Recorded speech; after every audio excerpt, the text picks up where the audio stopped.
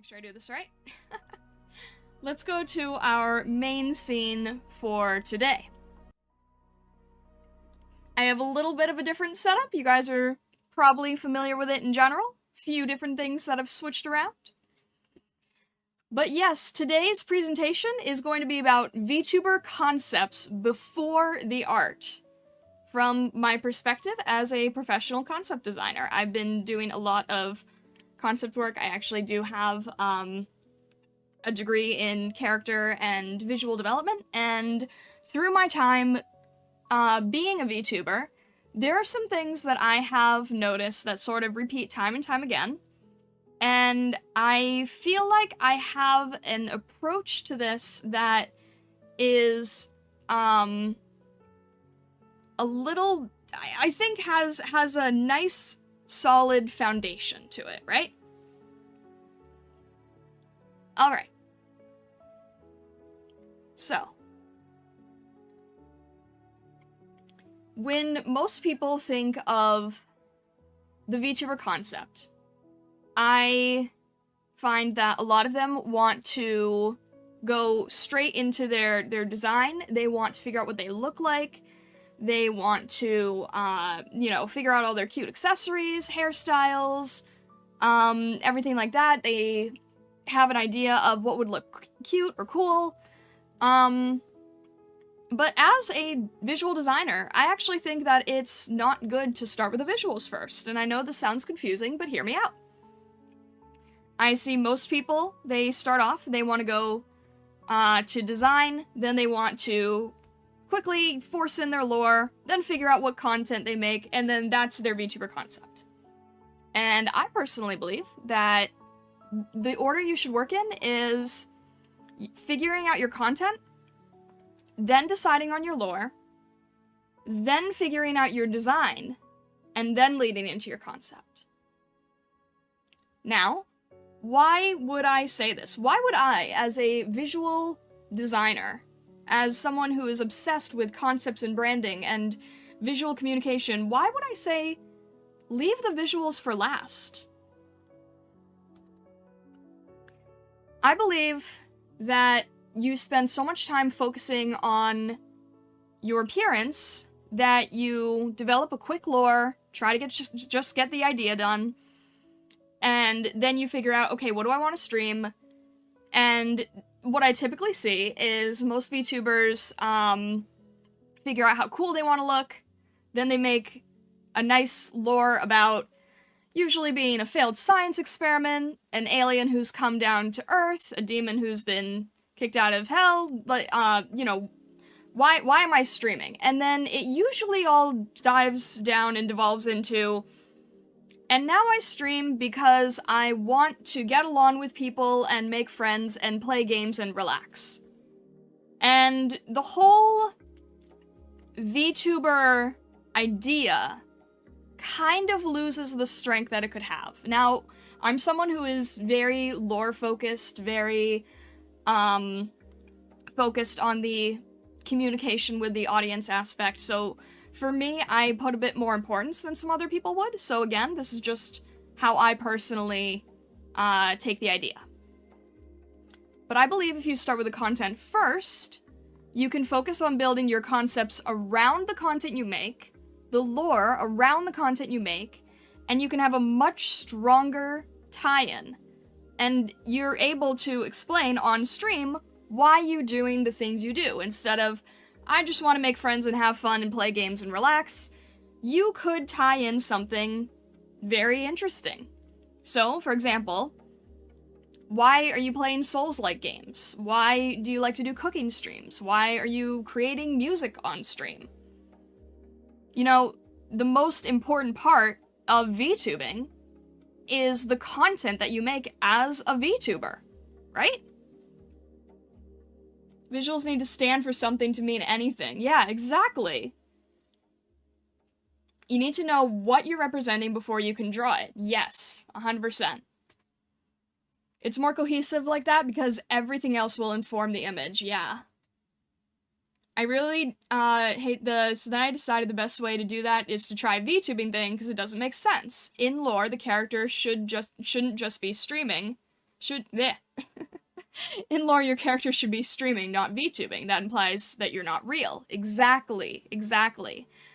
There are people who do not put the same importance level on this as I do, but to me, this is the essence of VTubing. This is what makes VTubing special, because if you don't want to focus on this part, then you would be just as fine being a facecam streamer, right?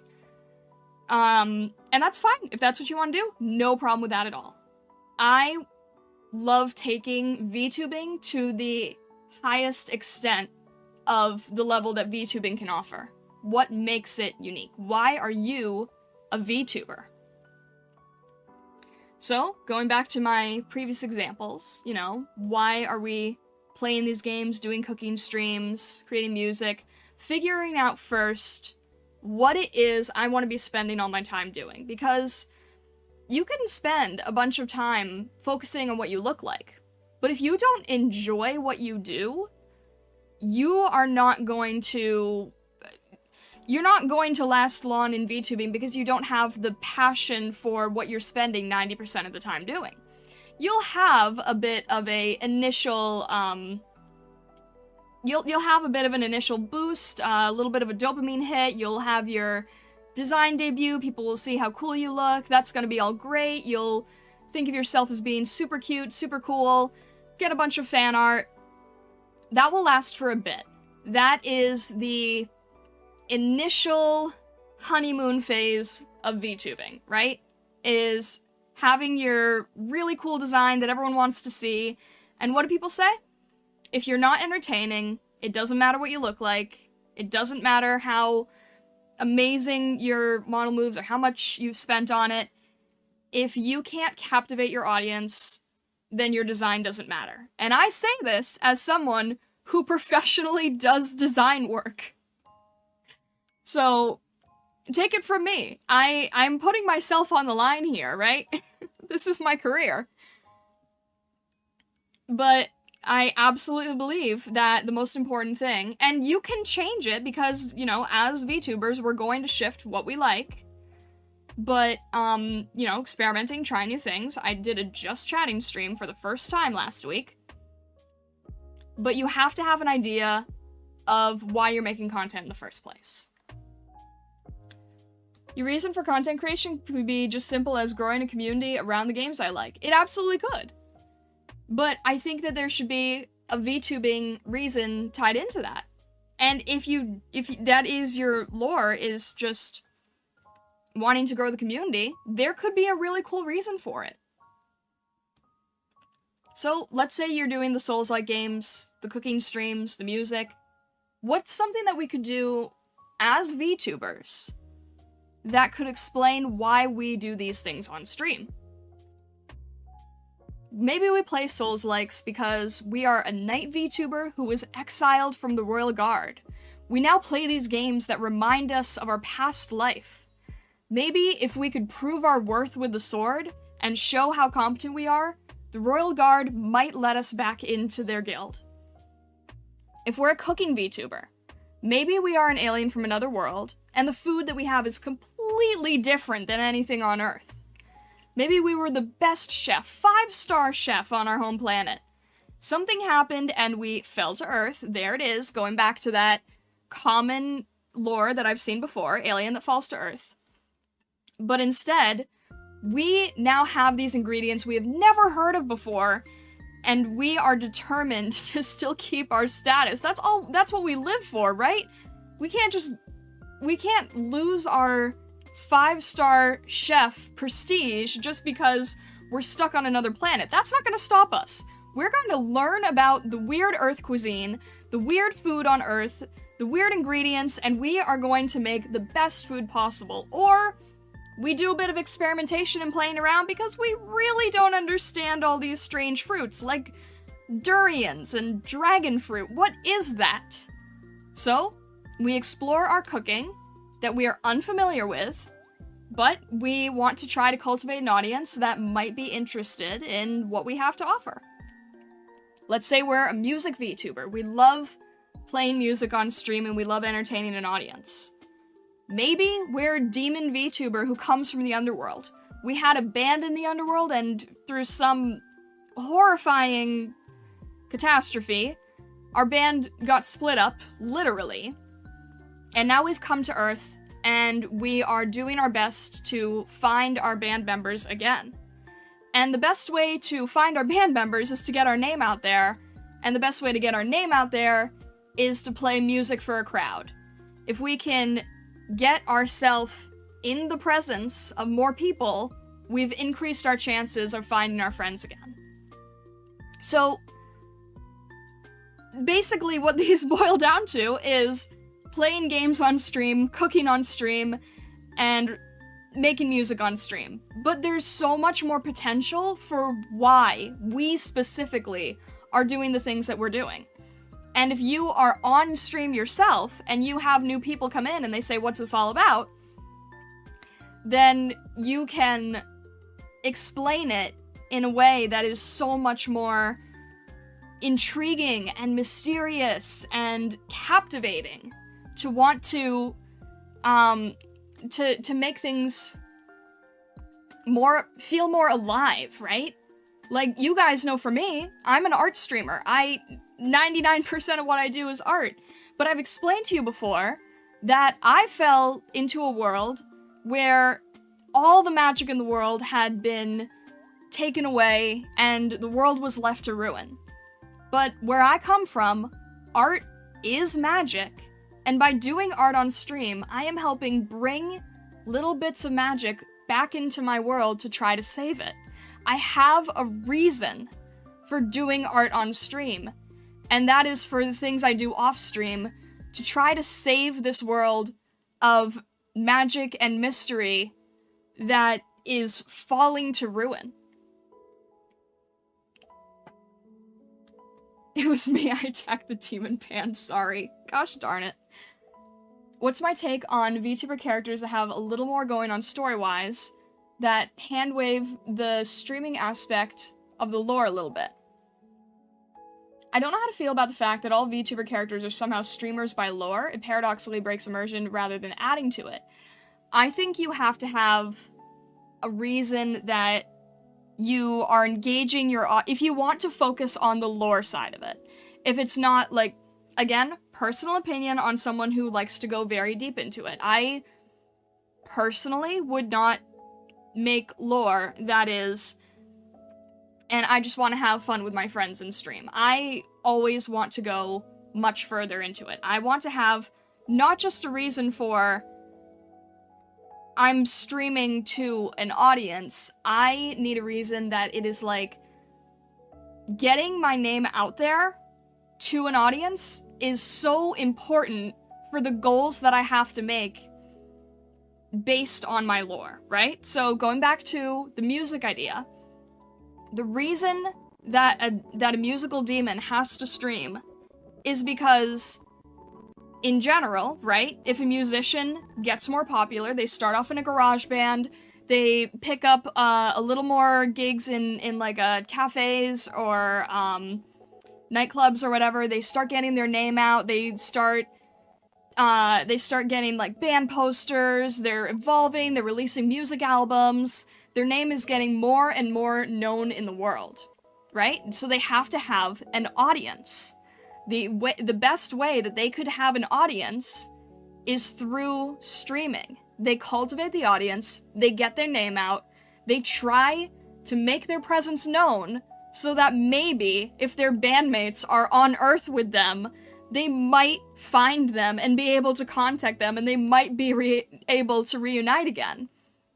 And notice how, because I keep talking about bandmates in that example, that opens up the possibility to further evolve your lore and potentially introduce new people. You could have your friends joining in, you could have, a new design, you could have different characters coming into things. As it evolves, you could have, maybe they meet one member of their band, they finally got to, some stream milestone. They reward that by saying, we finally were able to locate this person, and maybe they have, 4 to 6 other members, and they want to keep getting their name out to try to bring the band back together. You can explore things so much deeper when you have a reason to need to get your name out there. Also, hello, Thorn. If you're from Fantasyland, you could think streaming is magical and could potentially get you back home. If you're a sci-fi or cyberpunk character, you could be partially integrated into the computer data, like a Digimon, exactly. But yeah, I mean, that's personally what I would do it. I wouldn't say, like, you know, I just want to game with friends. I would have a reason that you need to build an audience for what you are doing. You know, in a lot of cases, it could be, I need to get back home. I need to do this to try and get back home to where I came from.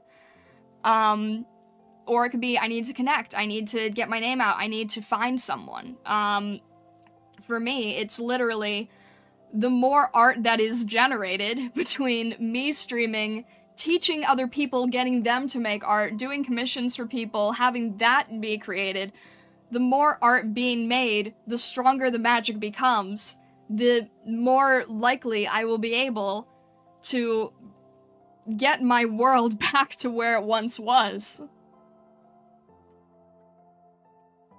To elaborate, I'm talking about a character that doesn't actually stream and isn't aware of what streaming is in the lore, and the streams are more of a metaphor from the lore side. You can absolutely do that too, yeah. Connecting through the internet with a magic rock in the homeworld? Exactly, yeah. Yeah, there's plenty of people who haven't gone to Earth. I mean, I'm not on Earth. I am still in this world.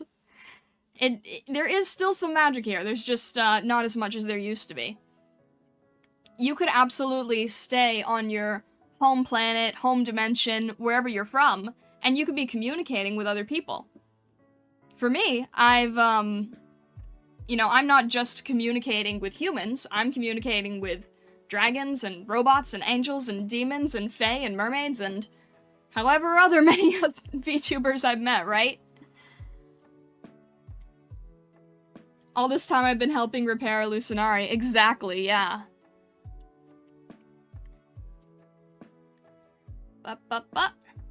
Hang on here, let me make sure that I'm set here. But yeah, so I think that that makes the most sense for figuring out the content you want to make and how your lore is being tied into the content. Now, the next consideration that we have is, who is your audience? As a VTuber, you need to think about who you are attracting. Are you focused more on the say-so and family-friendly side? Are you focused on more of the lewd-tuber side? Are you more of a community-focused VTuber, or do you really need the idol focus?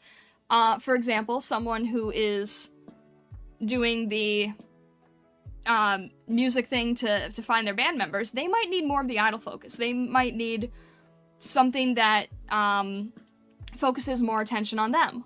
Whereas someone who's doing more of the cooking to appeal to a wide audience and trying to learn about various ingredients, they might want to try to get their audience involved. They might want to ask their audience, you know, what's this food? What's this animal? What's this spice? I've never heard of this. Can you explain this to me? Can we talk about it? Can we have a category, a stream on the history of spices where you're from so that I can learn the better dishes I can make? That would be someone who might be more community-focused. I'm not on Earth. If I was, it would be in the news. True. Giant dragon descends upon the skies, terrifies civilians worldwide. But yeah, I mean, I would also think about your audience, in the sense of, does that also help your content, your lore? As I was saying, for me, it's very much tied to the more art brought into a Lucinari, the more it heals. So for me, community makes a lot more sense. The more people I can get to also join in making art, the better my world is. But if you want to take something that is a little bit more focused on yourself, you want a little bit more of that, like, agency presence where your audience loves and respects you and it takes a while to build up, but you're not as focused on maybe the community games or all that kind of stuff. You still have a lot of community interaction. No VTuber can survive without a community, obviously. But different VTubers have different levels of focus for different niches. That makes sense, right? I feel like there's a million more niches for VTubers to crawl into other than family-friendly, loot, or idle. Oh, there absolutely are. I'm just giving some of the base examples that we usually think of. This helped me solidify the lore I want. I'm really glad to hear that. If I was on Earth, no one would find me because I'm so teeny. Too busy undermining the buildings and homes. Like a little, what do they call it? Like a little sprite.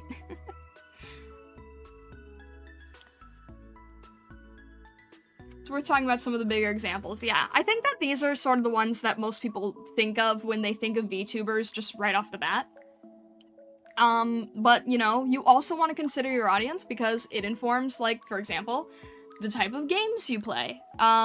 If you want to do say-so and family-friendly, you're probably not going to be playing, like, I don't know, Cyberpunk or Call of Duty or anything that's a bit heavier. You're probably going to be playing, like, Stardew or Animal Crossing. You know, the audience that you want to cultivate, if you are a cozy streamer, is going to be a lot different than the audience you want to cultivate if you are some battle-torn VTuber who lost this war and needs to find their best friend. I don't know, you can go wild with it. There's a million combinations. But the audience that you want to attract will also inform the type of content you'll be making. I'm say-so, let's play Bloodborne.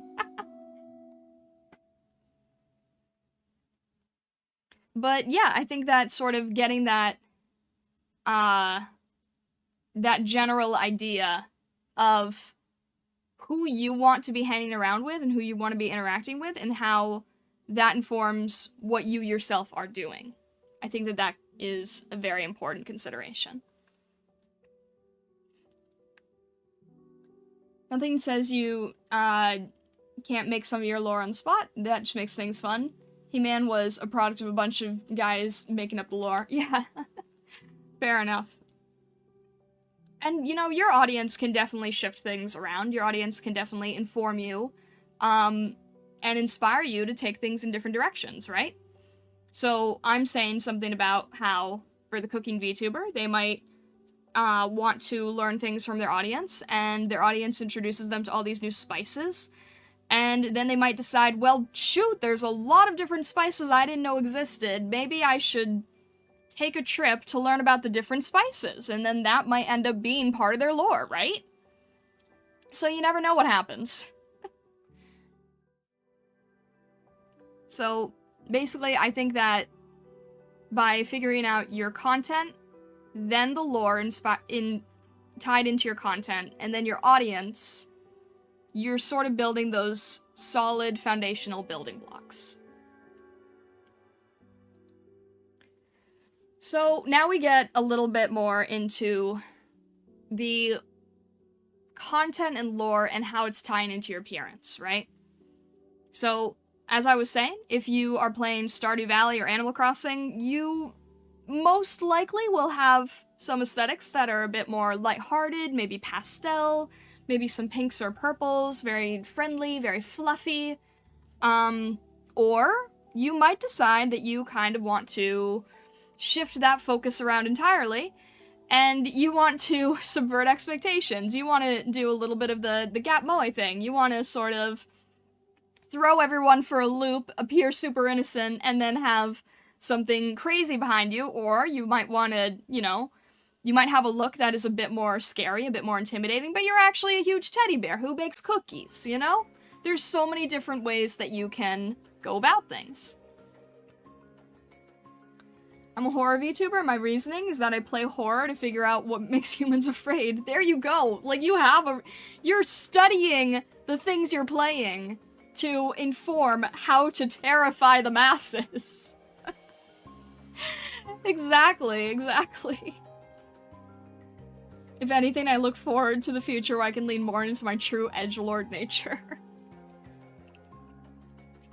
See, I think it's fun no matter what you do, as long as you have a reason for doing it. If you want to subvert expectations, I want to know the backstory of how you're subverting expectations, right? I want to hear about why you're this ex-Yakuza boss and why you're baking cookies. I want to know why you like the cute fluffy things, but you might be this, you know, scary detective guy, or why you love cute fluffy things, but you're actually a menace behind the scenes. I want to know more about you, and if you're subverting expectations, that's super cool too.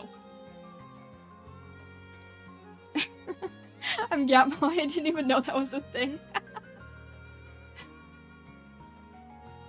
Your voice can totally change a VTuber too. Think about Alfonso Elric and how he's a big scary suit of armor, but also a child who likes kittens. Exactly. Okay. Alfonso is like the perfect example, right? Like that is the ultimate example. Is a giant mech suit, warrior looking, extremely tall, extremely large, extremely intimidating character, but is like an innocent child. Like that is the perfect example of what we're talking about. So you don't have to do a subversion of expectation. You can completely go with your aesthetic matching your personality. That's personally how I do it. I want everything to be very like light, crystalline. I want a little bit of elegance in my presence. I don't go like super cutesy, mofu fluffy, chibi-like, and I'm also not doing large, intimidating, elegant, you know, lawn dresses and sort of the K-pop look, right? I sort of have a little bit of that light fantasy vibe to my side. The crystals add a little bit more edge, right? It's not like a bubble or a cloud. It's not super fluffy soft. It has a tiny bit of that edge of seriousness to it. But we're not going straight off to like, you know, you're from Spy Family, right? What are your thoughts on voice acting as a VTuber? I've tried voice acting my horror narration content in the past, but I really want to experiment if I should voice act or not. You definitely can if you want to. We know a few larger VTubers who voice act, right? It depends on, I guess, how open with it you want to be. Like, I feel that I have a bit of a different presentation voice than when I'm just streaming with you guys, and I have played around before based on various VTuber tropes and antics and things. I personally like speaking naturally to you guys at this point. If you wanted to, you could. I recommend that if you do, you do not make it so far that it is painful and hard to deal with and gets really irritating. Personally, I would not try to fake your voice. I think that it is something that is very, very hard to keep up in the long run.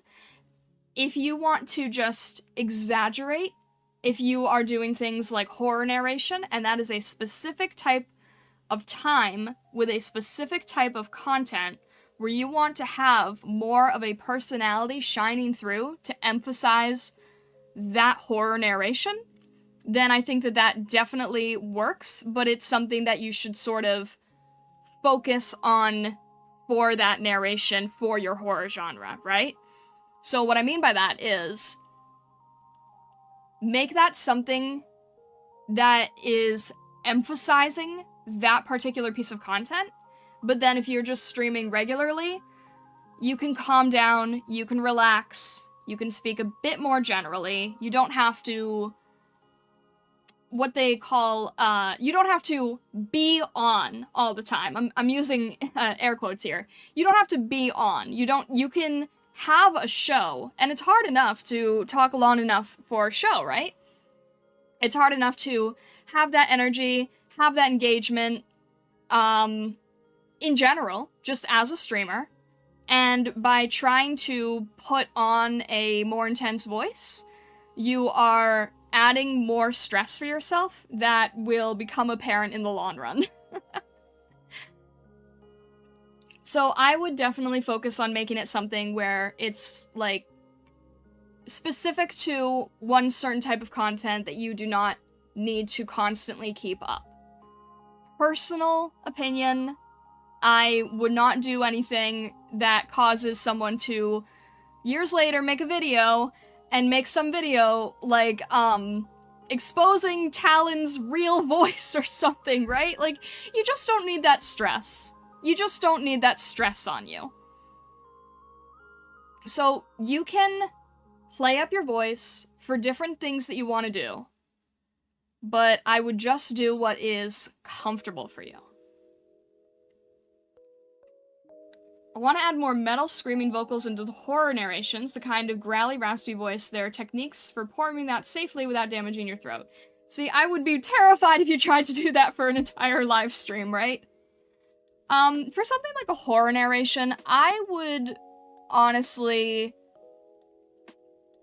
I would advise against it, and the reason that I say that is because a horror narration has to be clear.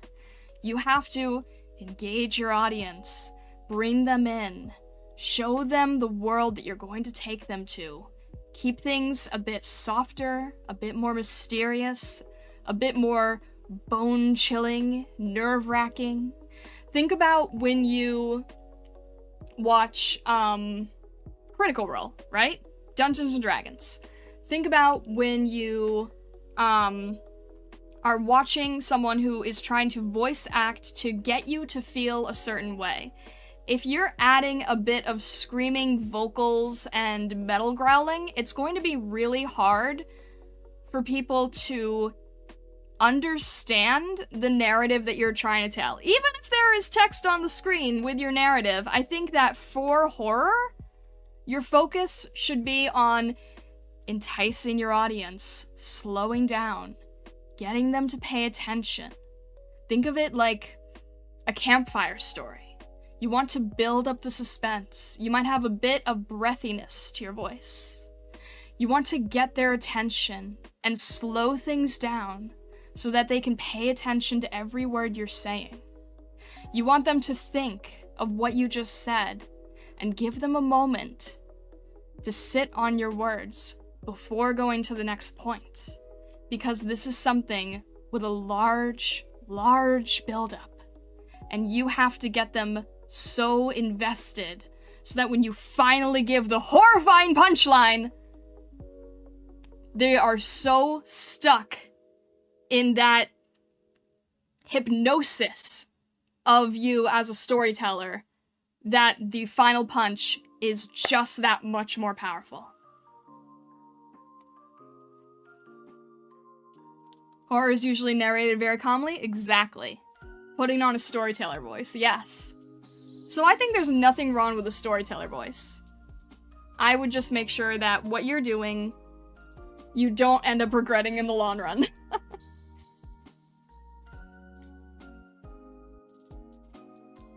But yeah, alright. Appearance. 9 out of 10 performance, good job. I could never be a voice actor, but I love the idea of pushing the emotion in things. You guys are funny. That's the loudest I've ever heard you. It's fun. We do a little bit of acting here and there. Alright, let's get into this. So, again, we're focusing on appearance. We're not yet focusing on the design itself. What do I mean by this? The blue sky phase. Has anybody heard of the blue sky phase before? It is something that I particularly enjoy as a concept. It's something that comes from... Does anybody know, before I go on? Just curious. Has anyone heard of this before? You could be a voice actor if you wanted. people have heard my real voice, but I've been thinking of adding a voice changer, not to completely change how my voice sounds, but to add some flair to add to the character. You could. I think that becomes such a personal choice in the end that I don't want to give too much of my feedback on it.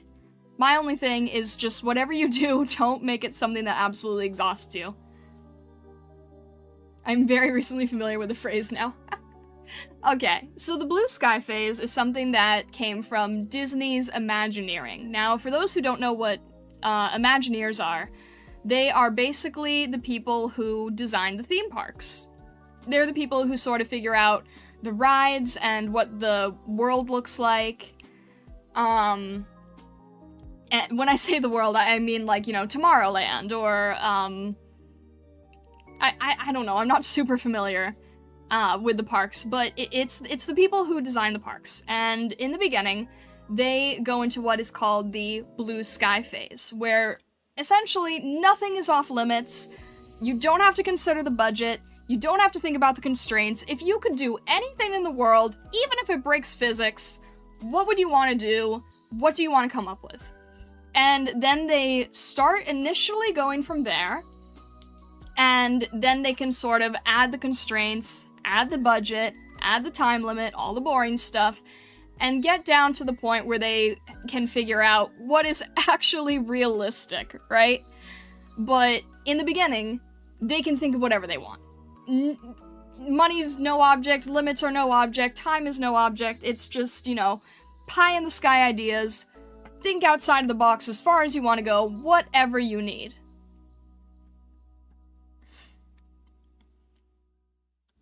Gotta go as I got some celebrations, but I'll watch the VOD. Alright, no worries, Kai. Best with all the celebrations.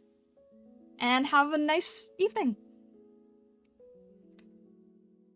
Anathem Matisse, I've heard the phrase. I've never heard the phrase before.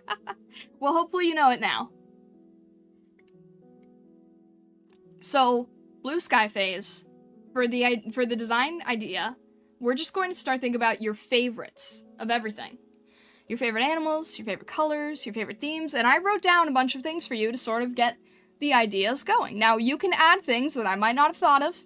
You can add favorite whatevers that I haven't considered. These are just for you to get your initial ideas down, right? All of these things combined should start forming into your ideal design. So, the best way that I think to conquer this is to break this up into 3 separate lists.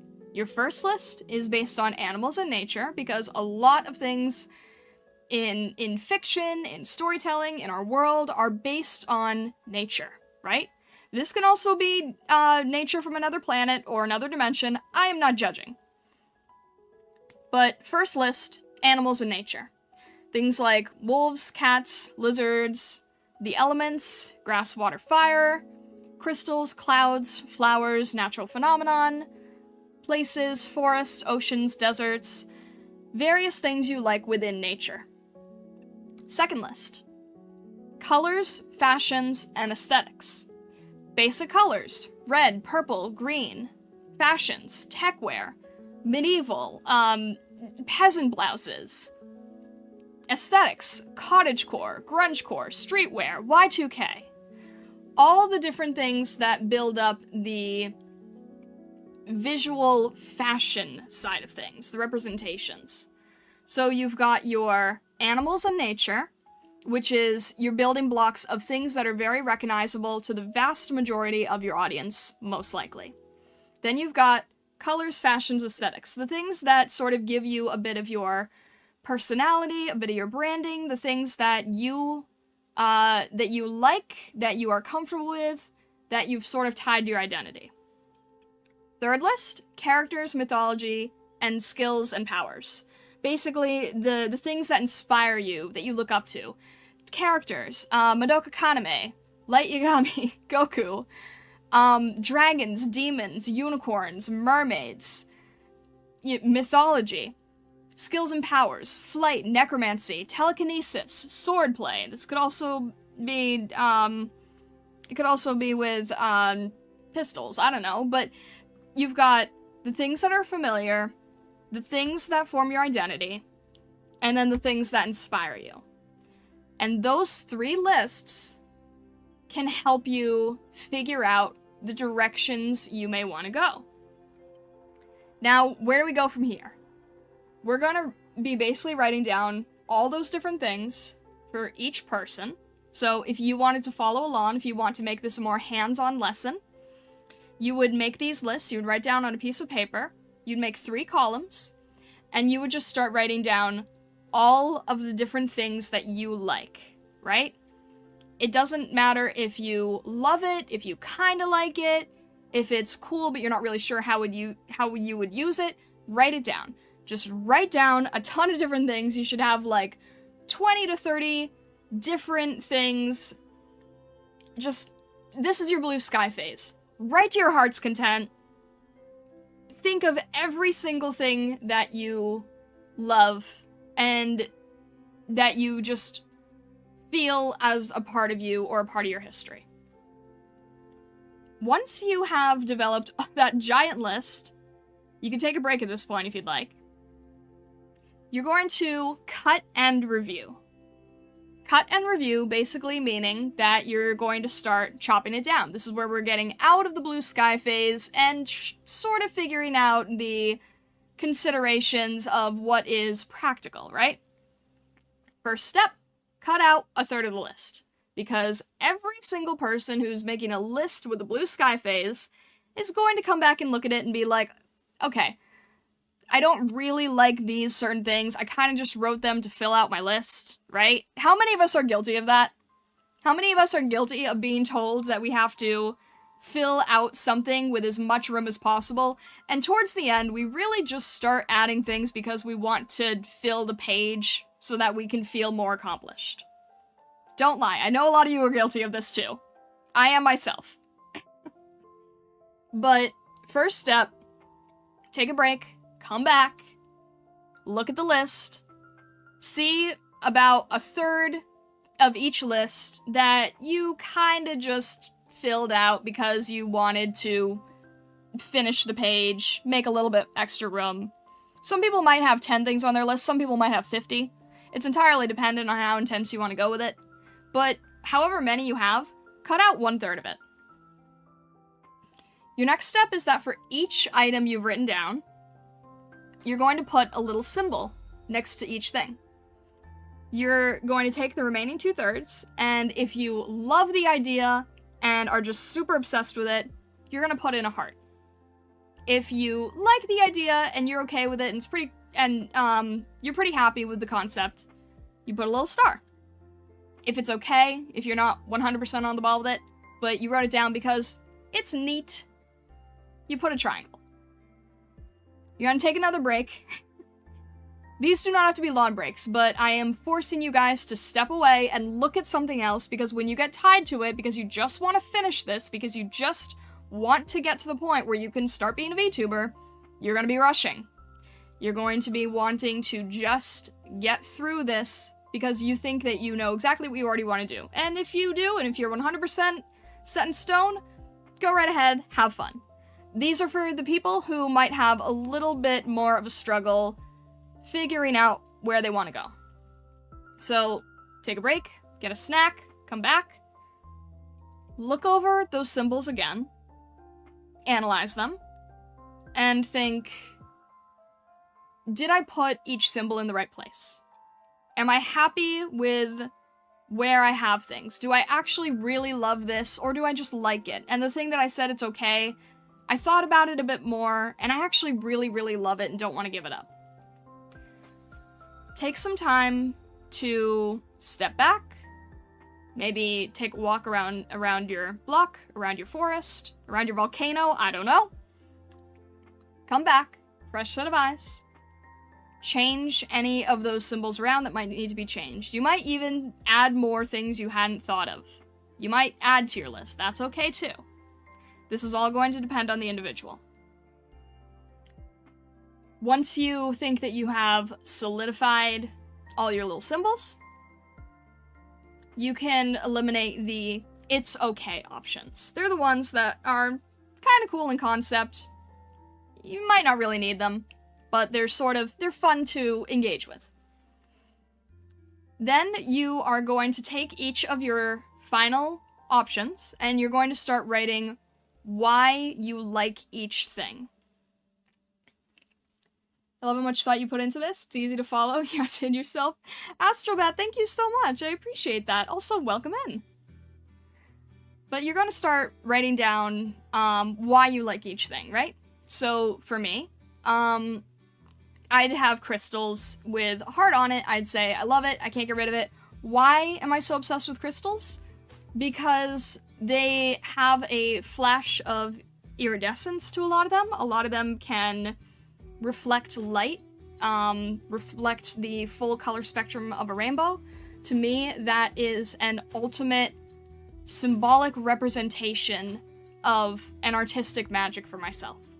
I would not be able to live without a crystalline aesthetic. I have evolved myself through my experiences as a VTuber, and I've learned that that is not something I'm gonna get rid of. That is a main thing for me.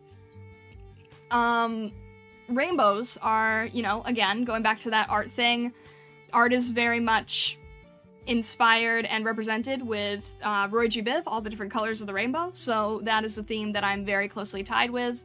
And, stars, very obvious that is a direct form of myself.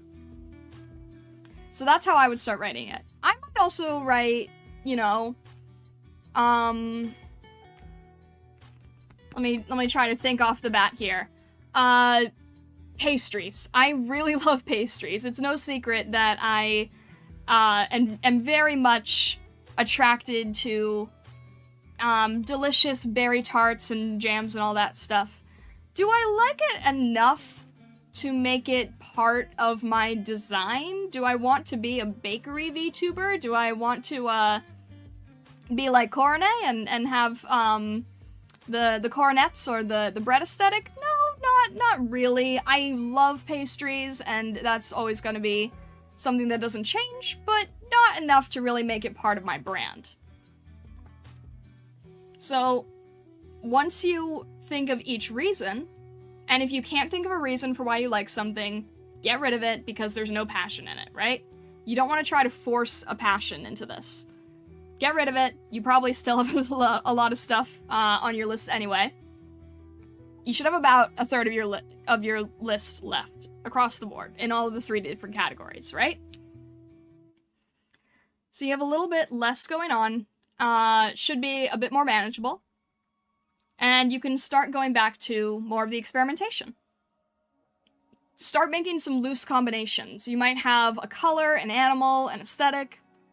You write down a green bunny with grungecore vibes. A demon with a fluffy pink aesthetic and fire powers. A magical girl with a fancy white wardrobe. And in your head, you're going to start thinking of different combinations, different things that could play together, different things that could work. You're going to sort of be a bit in your blue sky phase, but every single thing that you write down should be something that you like, that you can kind of see yourself being or doing or representing. You don't need to know what you're going to look like in this stage. You're gathering your rough concepts that you could see yourself being happy with. I would, however, say to avoid one thing. Don't be the purple wolf ferret magical girl detective with ice and lightning powers from the future with a techwear aesthetic and ancient dragon folk regalia hailing from the ancient desert. Because I will have absolutely no idea who you are, or how to follow your lore, your concept, your aesthetic, and something tells me it would be really hard to make you fan art. I want you to be able to think of these combinations as something that you can very clearly communicate to people that they can learn and then repeat to others, right? So, a white-haired CIA robot. That's my mod fits that perfectly. A horror-themed small Tengu creature. That would be Talon. A purple cosmic dragon, and I don't want to say anything about game dev. And the reason is because we're focusing on our appearance, right? So even though Thorn is very, very, very focused on game dev, I want to make sure that how I describe him is not entirely based on his content. That seems weird because I've just been going entirely into your content and your lore and your visuals tying together, but you should still be able to explain them independently. Don't be a Mary Sue, check.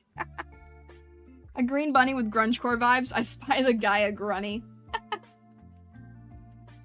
You basically just want to have something that is easy for people to communicate and parrot back. And the reason I say it's important to parrot back is because you want your audience to be able to tell other people about you, right? So, I mean, in like half a sentence, how would you describe me?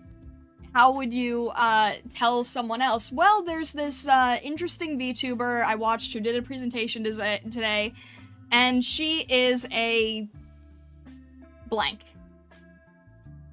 You want to be able to have a quick, easy to digest, easy to understand concept and theme for yourself. And this is the same in business marketing, right? This is the same in just any particular product. Trying to think of an example off the top of my head right now.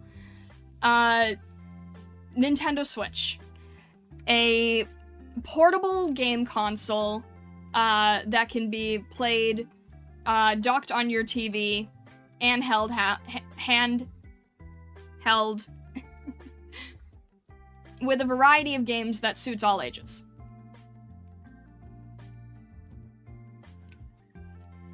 Celestial Art Fox, there you go.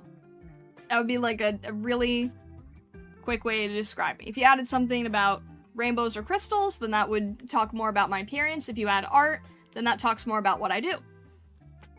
So you want to be focusing on, when you're describing a VTuber, see if you can describe them regardless of someone having watched them before. See if they can stand out just as the appearance so that they're recognizable, and then you can go into what their content and lore is. And then it ties all together. The simpler it can be explained, the quicker it can be understood. Exactly.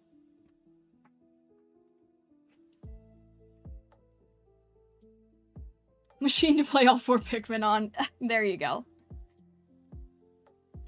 Handheld is a little bit of a tongue twister. It is when you're sort of presenting off the cuff, right? So you sort of get it, right? You're making the loose combinations, you're thinking about what you want to be doing as a VTuber, and you're thinking about your lore, and you want to think, and don't forget your audience. Don't forget about the audience you want to cultivate. If you're focused on music, you obviously want to cultivate a fan base that is going to be interested in your music. Etc., etc. So, as someone just said, simplicity is a strength. So we've got 4 descriptions here, and I'm entirely basing them on physical appearance. And I don't think I need to tell you who any of these people are, right? A pink-haired Shinigami, a short shark girl with a blue hoodie, and a black and purpled hair British prince. I think all of you know who these are, right? Because their concept and their theme are both very, very strong. But notice how I'm not focusing on what they do or where they're from. This is just based on how strong their idea is.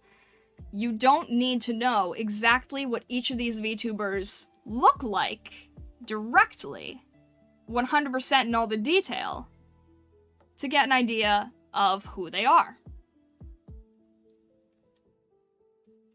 You lost me on the prince? The British prince? That one might throw a few people off, but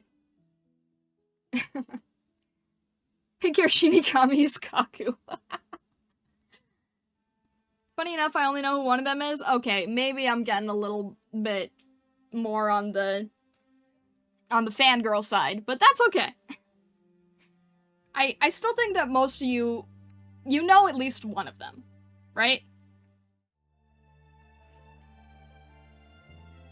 I think each person here knew at least one of these, right? And it's okay if you're not familiar with every single VTuber. No one is. Even Rayless, the lore cat VTuber that should know about every major VTuber.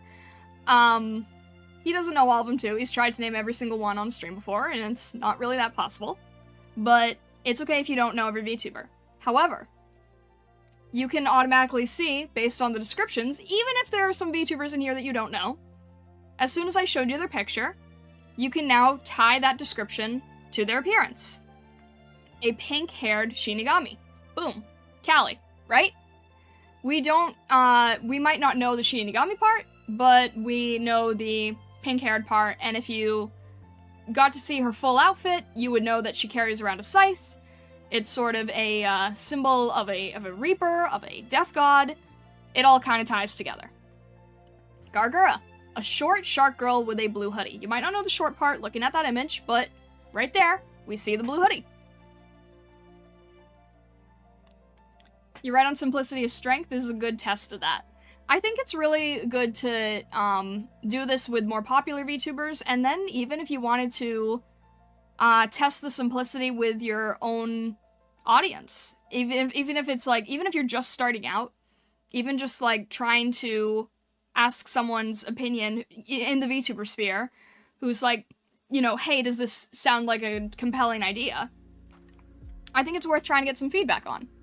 Does my concept sound easy enough to understand? Or does it confuse you? Does it throw you off? Is there way too much going on? Are we the wolf, ferret, dragonkin from the future? Or whatever I said before. And then a black and purple-haired British prince. Rin Penrose right there. And if I showed a bit more of the visual, you would see that she's wearing a royal crown. Is Rin in Nijisanji? No, she is in Idol. You also spelled Bin Benpos wrong. Okay, look, I'm doing my best here. I'm just not narrating horror stories, but I eventually want to combine that with horror indie game dev. Would that need to affect my lore? You've tied both of it together already by keeping it in a consistent niche. So I don't think that that would affect your lore too much. You already have the niche set in one solid idea, and you can kind of explore out of it if you wanted to. So I personally, I think you're good there. But yeah, right? So it's just a very simple, easy to understand concept that can apply to the visuals. And again, we don't see the full visual of each character, right? We don't see Gargura's tail, we don't see Rin's crown, we don't see Mori's scythe, but they're still recognizable just on the general idea. And if you said, you know, Celestial Crystal Fox VTuber, you might have a completely different idea in your head of what that looks like than how I visually represent myself to you all. But it gets you a general idea of the vibe, of the aesthetic. You might see something completely different from me, but you're not going to go so off the wall that you start thinking of someone wearing red and black who's tall and intimidating, right? So, again, you're helping tie yourself together.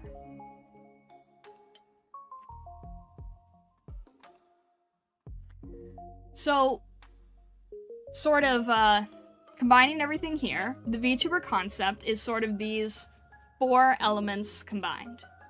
You've got your content, the thing that you want to be doing long-term as a streamer, and again, it can change down the road. What you start off doing might not be the same thing you end up doing. But however, if you decide to change what you do on stream, can you evolve that in a natural way? Could there be the sense that you're that musician looking to find your buddies, and you are the one who comes across all the crazy cuisine, and then you start taking more of an interest into earthly food delights, you want to start exploring that, and then you decide that I want to try spending some of my time here figuring out a little bit of cooking. I have to cook for myself while I'm here. I've tried something I've never tried before. Maybe I want to start exploring that. I'm still going to maybe continue looking for my friends, but that doesn't mean that I can't also try to learn to cook. That is how you can make a shift from music to cooking. Very, very, very different things to be streaming, but I'm saying that you can find a way to tie in exploration of changing what you do. Whatever it is that you start with, though, ideally, you should want to do it. You shouldn't start with figuring out your design and then figuring out the lore of, I came from this magical place and now I'm here to play games with friends. I just feel like there is so much more potential as a VTuber to do things that only a VTuber can do. So you figured out your content.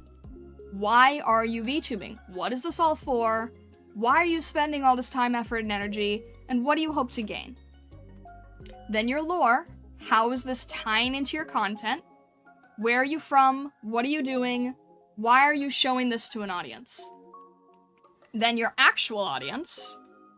Who are they? Who do you need to attract?